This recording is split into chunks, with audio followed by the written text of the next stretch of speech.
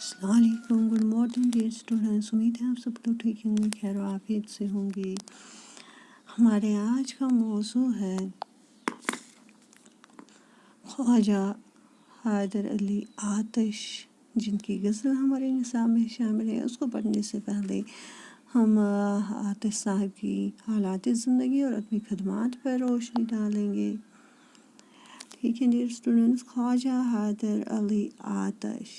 خواجہ حیدر علی آتش 1770 عیسوی میں فیض آباد میں پیدا ہوئے. بچپن ہی میں والد کا انتقال ہو گیا، جس کی بنا پر ان کی تعلیم مکمل نہ ہو سکی. نواب محمد تقی خان کے ساتھ لکھنؤ چلے گئے اور وہیں کے ہو رہے لکھنؤ میں مصحفی کی شاگردی اختیار کی، جن کی تربیت میں چھپا ہوا جوہر نمودار ہوا اور آتش عظیم شاعرہ میں شمار کیے جانے لگے. آزاد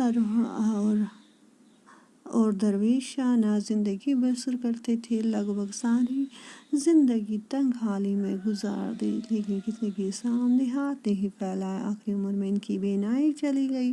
اپنے چھوٹے سے مکان میں بیٹھے رہتے تھے، جہاں ہر وقت شاگردوں کا آنا لگا رہتا تھا. آخر 1847 عیسوی میں 70 سال کی عمر میں وفات پائی.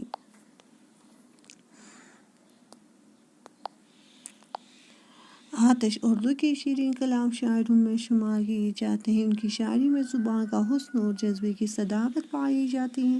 ان کا لہجہ بلند آہنگ ہے. وہ چھوٹی سی بات کو بھی بڑی دھوم دھام سے کہتے ہیں. ان کے قلندرانہ مزاج کا اثر ان کی شاعری پر پڑا ہے. آتش کا انداز منفرد اور پیشکش سادہ اور شگفتہ ہے.